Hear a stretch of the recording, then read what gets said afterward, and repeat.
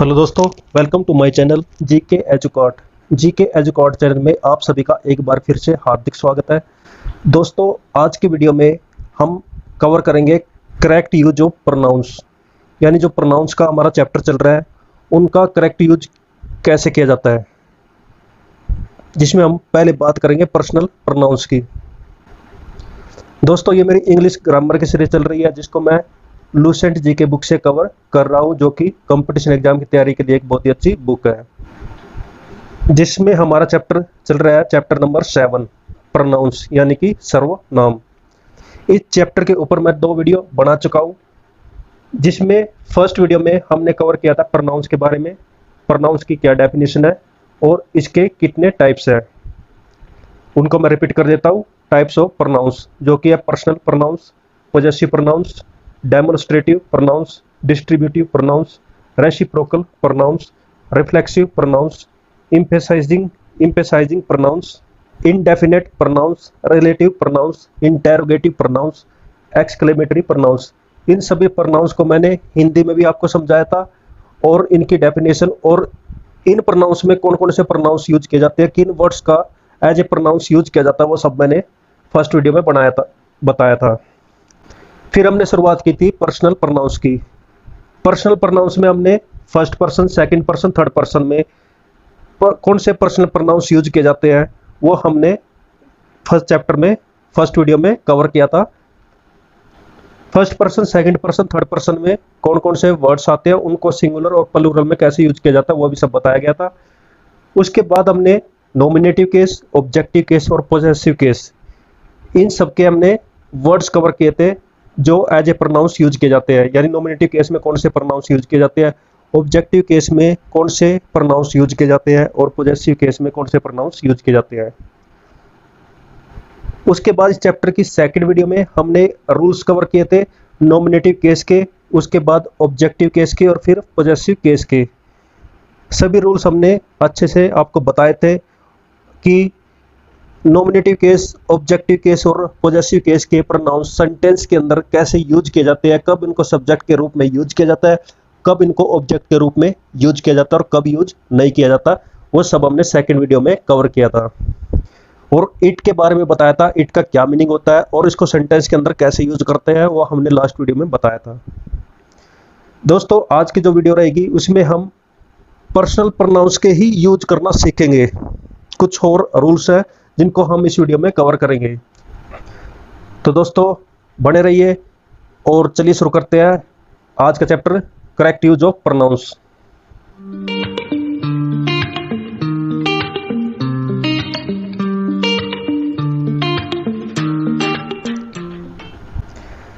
Correct use of pronouns में हम personal pronouns के बारे में पढ़ेंगे, जिसमें रूल नंबर फर्स्ट क्या बोलता है, लेट के बाद जो है ऑब्जेक्टिव केस के प्रोनाउन का प्रयोग होता है। लेट के बाद जो है ऑब्जेक्टिव केस के प्रोनाउन का यूज किया जाता है। अगर किसी सेंटेंस के अंदर आपको लेट मिल जाता है तो उसके बाद हम यूज करेंगे ऑब्जेक्टिव केस के प्रोनाउंस का, जैसे कि लेट हिम गो, तो लेट आ चुका है, इसके बाद क्या आएगा, ऑब्जेक्टिव केस। ऑब्जेक्टिव केस कौन से रहते हैं, हिम, देम, अस, ये सब क्या है, ऑब्जेक्टिव केस के प्रोनाउंस है। तो यहाँ पर किसका यूज किया, हिम का। हिम क्या है, ऑब्जेक्टिव केस का प्रोनाउन है, इसलिए करेक्ट रहेगा लेट ही क्या हो जाएगा, सब्जेक्टिव केस यानी कि नॉमिनेटिव केस, जो कि लेट के बाद यूज नहीं होगा। वैसे ही नेक्स्ट एग्जांपल है let you and me go, you and me, ये सब क्या है, ऑब्जेक्टिव केस के प्रोनाउंस है, इसलिए ये सेंटेंस करेक्ट होगा। यू एंड आई में आई क्या है, नॉमिनेटिव केस का प्रोनाउन है, इसका यूज नहीं किया जाएगा। नेक्स्ट है रूल नंबर 2, जिसमें बताया गया है कि अगर सब्जेक्ट के अंदर प्रीपोजिशन मिल जाती है तो उसके बाद हम ऑब्जेक्टिव केस के प्रोनाउन का यूज करेंगे, ना कि नॉमिनेटिव केस के प्रोनाउन का। किसका यूज करेंगे, ऑब्जेक्टिव केस के प्रोनाउन का। जैसे Mohan laughed eight you and me, तो एट आ चुका है, एट के बाद, एट क्या है, प्रीपोजिशन है, इसके बाद किसका यूज करेंगे, ऑब्जेक्टिव केस के प्रोनाउंस का। तो यहाँ पे दोनों प्रोनाउन जो है ऑब्जेक्टिव केस के है, यू एंड मी। लेकिन नेक्स्ट जो सेंटेंस है उसमें एट के बाद जो 2 प्रोनाउन है यू एंड आई, तो आई आप समझ गए होंगे जो कि सब्जेक्टिव केस यानी नॉमिनेटिव केस का प्रोनाउन है, इसलिए इसका यूज नहीं होगा। वैसे नेक्स्ट है divide these mangoes between her and me, तो बिटवीन आ चुका है, तो इसके बाद ऑब्जेक्टिव केस के प्रोनाउंस आएंगे, ना कि सब्जेक्टिव केस के। नेक्स्ट है रूल नंबर 3, जिसमें बताया गया है कि लाइक और अनलाइक, ये दो वर्ड्स हैं, लाइक और अनलाइक, जिसको हम नॉर्मली वर्ब के रूप में यूज करते हैं, वर्ब के रूप में यूज करते हैं, एक्शन के रूप में यूज करते हैं। लेकिन साथ के साथ लाइक और अनलाइक की प्रीपोजिशन भी है। क्या है? प्रीपोजिशन भी होती है लाइक और अनलाइक। और जब इनको प्रीपोजिशन की तरह किसी सेंटेंस के अंदर यूज करते हैं तो इसके बाद जो प्रोनाउन आएगा वो कौन सा आएगा? ऑब्जेक्टिव केस का प्रोनाउन। जैसे यू आर लाइक हर, तो लाइक आ चुका है, तो लाइक तो यहाँ पे ना वर्ब है ना एक्शन है, तो क्या है? प्रीपोजिशन। तो इसके बाद हम किसका यूज करेंगे? ऑब्जेक्टिव केस का। तो हर क्या ऑब्जेक्टिव केस है, इसलिए करेक्ट होगा। नेक्स्ट में सी दिया है जो कि नॉमिनेटिव केस है, वो यूज नहीं होगा। उसके बाद है my daughter looks like me, तो इसमें भी लाइक आ चुका है, तो लाइक के बाद किसका यूज करेंगे? ऑब्जेक्टिव केस का, जो कि मी का यूज करेंगे, ना कि आई का। आई क्या हो जाएगा? Nominative case. तो आप समझ गए होंगे, लाइक और अनलाइक को जब प्रीपोजिशन की तरह यूज करते हैं तब हम उसके बाद यूज करेंगे ऑब्जेक्टिव केस के प्रोनाउंस का। नेक्स्ट है दोस्तों रूल नंबर 4, जिसमें बताया गया बट का यूज। बट का यूज बताया गया, लेकिन कंडीशन क्या है कि बट किसके रूप में यूज हो? प्रीपोजिशन के रूप में। वैसे तो बट का यूज कंजक्शन के रूप में भी किया जाता है, लेकिन उसका यूज प्रीपोजिशन के रूप में किया गया है, जिसका मतलब होता है के सिवा, के अलावा, जिसको एक्सेप्ट भी हम बोल सकते हैं। तो बट का यूज इस तरह से करते हैं, प्रीपोजिशन के रूप में करते हैं। और इससे पहले, किससे पहले? बट से पहले आपको ये वर्ड्स मिल जाते हैं। इन वर्ड्स को आपको याद रखना होगा, जैसे कि एवरी, एवरीबडी, एवरीथिंग, या फिर no, none, nothing, nobody, nowhere, या फिर ऑल, या फिर एनी। ये मैंने आपको समझाने की कोशिश की है। ये वर्ड्स आपको अगर मिल जाते हैं बट से पहले, उसके बाद बट के बाद जो वर्ब मिलेगा, बट के बाद जो वर्ब मिलेगा उससे पहले आप एक प्रोनाउन यूज करेंगे, जो कि या तो नॉमिनेटिव केस का होगा या फिर ऑब्जेक्टिव केस का। यानी वर्ब से पहले हम किसका यूज करेंगे? बट प्लस नॉमिनेटिव केस, या फिर बट प्लस ऑब्जेक्टिव केस। लेकिन इन दोनों में बेटर क्या रहेगा? But plus nominative case. Example से समझिए, जैसे everyone but she knew the answer, उसने क्या बताया? बट का यूज किया है, किसके रूप में? प्रीपोजिशन के रूप में। इससे पहले किसका यूज हुआ है? एवरीवन का। तो हमारी कंडीशन साफ हो जाती है, बट के बाद जो वर्ब आएगी उससे पहले बट के साथ जो ये प्रोनाउन जुड़ेगा वो क्या रहेगा? या तो नॉमिनेटिव केस का रहेगा या फिर ऑब्जेक्टिव केस का रहेगा। तो दोनों इसमें करेक्ट होंगे, लेकिन ज़्यादा दोनों में अगर कंपेयर करते हैं तो नॉमिनेटिव केस ज़्यादा बेटर रहेगा। बाकी हम दोनों का यूज इस तरह से कर सकते हैं। तो आपकी समझ में आया होगा, everyone but she knew the answer, तो सी क्या है? नॉमिनेटिव केस है। या फिर सी की जगह हम हर भी लिख सकते हैं। कैसे? Everyone but her new the answer, तो इस तरह भी यूज कर सकते हैं, लेकिन हमें ज्यादा अच्छा कौन सा लगा? नॉमिनेटिव केस का। दोस्तों नेक्स्ट है एवरीवन वाज देयर बट मी। इस तरह भी आपको सेंटेंस मिल सकता है, बट से जस्ट पहले एवरीवन ना मिलकर उसके बीच में कुछ वर्ड्स आ जाएंगे, उससे पहले आपको अगर एवरीवन मिलता है। यहाँ पे आप देख चुके हैं वर्ब का यूज किया है, तो इसके साथ हम सब्जेक्टिव केस और नॉमिनेटिव केस दोनों यूज कर सकते हैं, जैसे कि रूल में बताया है। लेकिन अगर लास्ट में हम यूज करेंगे तो लास्ट में हम कौन सा यूज करेंगे? सिर्फ ऑब्जेक्टिव केस को यूज करेंगे, लास्ट में हम नॉमिनेटिव केस को यूज नहीं करेंगे।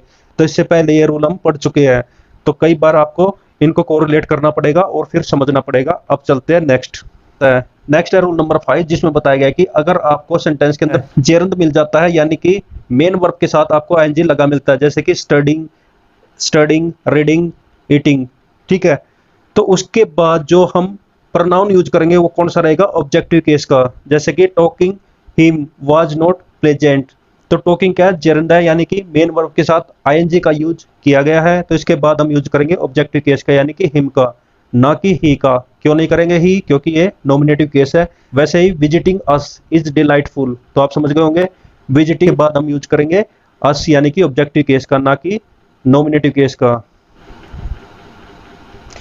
दोस्तों नेक्स्ट आता है रूल नंबर 6, जिसमें बताया गया कि आपको सेंटेंस में इन्फिनिटिव मिल जाता है। इन्फिनिटिव मतलब टू प्लस वर्ब की फर्स्ट फॉर्म आपको मिल जाता है, तो उससे पहले भी और बाद में भी, इन्फिनिटिव से पहले भी और बाद में भी आप ऑब्जेक्टिव केस का यूज कर सकते हैं। जैसे I requested her to come here, तो टू कम क्या है?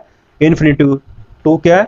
टू प्लस में वर्ब की फर्स्ट फॉर्म यहाँ पे दी गई है, जिसको इन्फिनिटिव बोला जाएगा। उससे पहले भी हम किसका यूज करेंगे? ऑब्जेक्टिव केस का, और उसके बाद अगर हम यूज करते हैं वो भी ऑब्जेक्टिव केस का यूज होगा, नॉमिनेटिव केस यूज नहीं होगा। Mohan hopes to meet me soon, to meet आ चुका है, तो इससे पहले नहीं, अब की बार बाद में आया प्रोनाउन, जो कि कौन सा है, ऑब्जेक्टिव केस का, ना कि नॉमिनेटिव केस का। नेक्स्ट आ जाता है रूल नंबर 7, जिसमें बताया गया है कि अगर सेंटेंस के अंदर आपको मिल जाता है टू बी, यानी कि टू प्लस बी, जिसको इन्फिनिटिव बोला जाता है, उससे पहले और बाद में हम किसका यूज करेंगे, ऑब्जेक्टिव केस के प्रोनाउन का। जैसे you guessed him to be me, तो आप समझ गए होंगे टू बी यानी कि क्या है, इन्फिनिटिव। इन्फिनिटिव से पहले भी हम किसका यूज करेंगे, ऑब्जेक्टिव केस का, और बाद में भी किसका यूज करेंगे, ऑब्जेक्टिव केस का। आगे में नॉमिनेटिव केस दिए गए हैं, जो कि गलत है। नेक्स्ट है दोस्तों रूल नंबर 8, जिसमें बताया गया है अगर दो नॉमिनेटिव केस की तुलना की गई हो, किसी सेंटेंस के अंदर आपको दो नॉमिनेटिव केस मिलते हैं और दोनों की आपस में तुलना की गई हो, दोनों को कंपेयर किया गया हो, तो उसके लिए हम किन वर्ड्स का यूज करते हैं, एज और देन का, या फिर एज का करेंगे या फिर देन का करेंगे। एज और देन के बाद जो हम प्रोनाउन यूज करेंगे वो कौन सा रहेगा, नॉमिनेटिव केस का प्रोनाउन, ना कि ऑब्जेक्टिव केस का। जैसे Mukesh is as fat as I, तो फैट आ चुका है, जो दोनों को कंपेयर कर रहा है कि मुकेश मोटा है या फिर मैं, तो एज का यूज कंपेयर के रूप में किया है, तो इसके बाद एज या देन के बाद हम यूज करेंगे नॉमिनेटिव केस का, तो आई क्या है, नॉमिनेटिव केस, तो ये सेंटेंस करेक्ट होगा। सेकंड में यहाँ पे मी का यूज किया है, जो कि ऑब्जेक्टिव केस है, वो रॉन्ग हो जाएगा। नेक्स्ट है I run faster than he, तो देन के बाद किसका यूज हुआ है, ही का, तो ही क्या है, नॉमिनेटिव केस का एग्जाम्पल है, तो ये सेंटेंस क्या होगा, करेक्ट। लेकिन नेक्स्ट में क्या, ही दिया गया जो कि ऑब्जेक्टिव केस का है, इसलिए रॉन्ग हो जाएगा। नेक्स्ट दोस्तों यहाँ पर एक नोट दिया गया है, और जो नोट आ जाता है वो जो ऊपर दिए गए रूल्स है उनको काटने की कोशिश करता है। कैसे, ऊपर हमने पढ़ा था कि सब्जेक्ट के अंदर, किस सेंटेंस के अंदर अगर दो प्रोनाउन है और दोनों प्रोनाउन कौन से है, नॉमिनेटिव केस के, तो हम क्या करेंगे, एज और देन के बाद किसका यूज करेंगे, नॉमिनेटिव केस के प्रोनाउन का। लेकिन वही दोनों ऑब्जेक्ट जिनकी हम तुलना कर रहे हैं वो ऑब्जेक्टिव केस के प्रोनाउन है, किसके प्रोनाउन है, ऑब्जेक्टिव केस के, तो एज और देन के बाद भी ऑब्जेक्टिव केस के प्रोनाउन का ही यूज होगा। सिंपल है, एज और देन के बाद हम उसी प्रोनाउन का यूज करेंगे जो कि सब्जेक्ट के रूप में जिसका यूज हुआ है। अगर सब्जेक्ट में नॉमिनेटिव केस है तो नॉमिनेटिव केस हम एज और देन के बाद लगाएंगे, अगर ऑब्जेक्टिव केस है तो ऑब्जेक्टिव केस के प्रोनाउन को ही हम एज और देन के बाद यूज करेंगे। जैसे I love you as much as him, तो यहाँ पर आप चेक कर सकते हैं यू एंड हिम दोनों क्या ऑब्जेक्टिव केस, तो यहाँ पर एज के बाद हम किसका यूज करेंगे, ऑब्जेक्टिव केस का। लेकिन उसके बाद एक और सेंटेंस है I love you as much as he, यहाँ पर आप देख सकते हैं यहाँ पर यू क्या है, ऑब्जेक्टिव केस है, लेकिन यहाँ पर ही क्या है, सब्जेक्टिव केस का यूज किया है। तो इस प्रकार से भी ये सेंटेंस करेक्ट हो सकता है। दिए गए सेंटेंस का मीनिंग समझना होगा और फिर आपको ऑब्जेक्टिव केस या फिर सब्जेक्टिव केस का यूज करना होगा। इसके बारे में आप ये पढ़ सकते हैं जो यहाँ पर दिया गया है, दोनों के बारे में समझाया है। आगे चलते हैं। आगे आता दोस्तों रूल नंबर 9, इसके बारे में पढ़ते हैं। इट का प्रयोग, इट का प्रयोग हम कैसे करेंगे, इट के बारे में हम पहले पढ़ चुके हैं, लेकिन यहाँ पर कुछ डिफरेंट बताया, उसको समझते हैं। इट का यूज जो हम जानवर के रूप में कर सकते हैं, यानी कोई एनिमल्स नेम दिया गया है, बाद में उसकी जगह हम क्या लगाएंगे, इट। उसके साथ निर्जीव पदार्थ है, देश है या फिर बच्चा है, उनके लिए भी हम इट का यूज कर सकते हैं। बच्चा तो मेल या फीमेल दोनों होते हैं, लेकिन अगर आपको नहीं पता है कि वो मेल है फीमेल है, तब हम इट का यूज कर सकते हैं। जैसे एग्जांपल है where is your cat, it has drunk my milk, तो कैट का यूज हुआ है, तो नेक्स्ट सेंटेंस में कैट की जगह किसका यूज किया है, इट का, तो यह जानवर के रूप में इट का यूज हुआ है। नेक्स्ट है I have a chair it is broken, तो यहाँ पर किसका यूज हुआ है, चेयर का, जो कि एक निर्जीव पदार्थ है, तो इसके बाद हम इसकी जगह किसका यूज करेंगे, इट का। India is a great country and it is very big, तो यहाँ पे इंडिया की बात हुई है, यानी एक देश की बात हुई है, तो नेक्स्ट सेंटेंस में हम देश की जगह किसका यूज कर सकते हैं, इट का। नेक्स्ट है रूल नंबर 10, इसमें क्या बताया गया है, अगर हम किसी सेंटेंस के अंदर तीनों प्रोनाउन यूज करते हैं, अगर हम किसी सेंटेंस के अंदर तीन प्रोनाउन सब्जेक्ट के रूप में यूज करते हैं, तीन प्रोनाउन, उनमें से एक फर्स्ट पर्सन, एक सेकंड पर्सन है, एक थर्ड पर्सन है, तीनों पर्सन्स के प्रोनाउन अगर हम एक ही सेंटेंस के अंदर सब्जेक्ट के रूप में यूज करते हैं, तो उनका क्रम यानी कि सीक्वेंस क्या होगा वो हम यहाँ पर देखते हैं।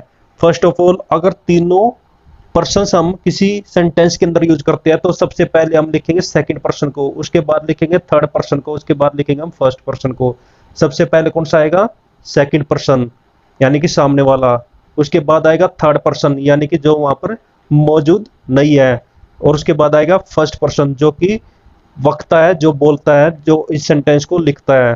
तो 2 3 1 का फार्मूला हम लगाएंगे अगर हम तीनों पर्सन एक साथ यूज करते हैं। जैसे you, he and I go there. You क्या है? Second person. ही क्या है? Third person. और आई क्या है? First person. उसके बाद आप कोई भी सीक्वेंस लगाए वो गलत हो जाएगा। उसके बाद है कि अगर दो पर्सन्स के प्रोनाउन का प्रयोग एक साथ करना है, यदि हम एक साथ दो पर्सन्स के प्रोनाउन का यूज करते हैं तो उसका सीक्वेंस रहेगा, पहले सेकंड पर्सन आएगा फिर थर्ड पर्सन आएगा। ये 2 3 1 को लेके चलिए, पहले सेकंड पर्सन आएगा फिर थर्ड पर्सन आएगा, या फिर सेकंड पर्सन आएगा या फिर फर्स्ट पर्सन आएगा। अगर फर्स्ट और थर्ड पर्सन है तब हम ये सीक्वेंस यूज करेंगे, थर्ड पर्सन आएगा यानी और फर्स्ट पर्सन आएगा। इससे आप ये याद रख सकते हैं, अगर ये 2 है तो 2 3 आएगा, अगर ये 2 है तो 3 1 आएगा, अगर 2 और 1 है तो फिर भी 2 फर्स्ट आएगा और 1 बाद में आएगा। इस तरह से आप इन तीनों को याद रख सकते हैं। जैसे एग्जांपल आप पढ़ सकते हैं, you and he went to school. You second person है और ही क्या है? Third person. तो 2 3 1 में सेकंड पहले आता है और 3 बाद में, तो उसके अकॉर्डिंग हम यूज करेंगे। उसी प्रकार से एग्जांपल आप पढ़ सकते हैं, 2 3 1 के अकॉर्डिंग ये इनका सीक्वेंस होना कंपलसरी है। अब ध्यान से समझिए, ऊपर जो हमने रूल्स पढ़े हैं उसका अब कंट्रोवर्सी आ चुका है। क्या? 3 पर्सन्स के प्रोनाउंस का प्रयोग एक साथ 3 चीजों में हम करते हैं, किसी भूल के कारण या फिर दोष के लिए या फिर पाप के लिए, यानी बैड सेंस में अगर तीनों प्रोनाउन का यूज करते हैं तब बैड सेंस में सबसे पहले हम लिखेंगे फर्स्ट पर्सन को, उसके बाद लिखेंगे सेकंड पर्सन को, उसके बाद लिखेंगे थर्ड पर्सन को। यानी कि क्राइम का बांटा किसके सिर फोड़ दिया? फर्स्ट पर्सन के नाम पर, तो फर्स्ट पर्सन को लीड करना होगा। तो I, you and he are criminals, तो first person, you second person, he third person, तो सीक्वेंस करेक्ट होगा। बाकी आप कोई भी सीक्वेंस लगाइए वो गलत हो जाएंगे। किस केस में? बैड सेंस के केस में, भूल, दोष, पाप के केस में। वो आपके सेंटेंस के अंदर आपको वर्ड्स मिल जाएगा, तो उससे आप इसको पकड़ सकते हैं। उसके बाद आ जाता है दोस्तों, अगर दो पर्सन्स के प्रोनाउन का प्रयोग एक साथ भूल, दोष या अपराध के मामले में होता है तब हम कौन सा सीक्वेंस यूज करेंगे? 1 2 और 3 का। तो इसी सीक्वेंस में हम यूज करेंगे। अगर दो प्रोनाउन है तो पहले कौन सा आएगा? फर्स्ट फिर सेकंड। सेकंड और थर्ड पर्सन है तब पहले क्या आएगा? सेकंड और उसके बाद आएगा थर्ड। अगर फर्स्ट और थर्ड है तब अब फर्स्ट क्या आएगा? फर्स्ट पर्सन और सेकंड क्या आएगा? Third person. तो यही सीक्वेंस सेम याद रखेंगे किस केस में? अपराध के मामलों में।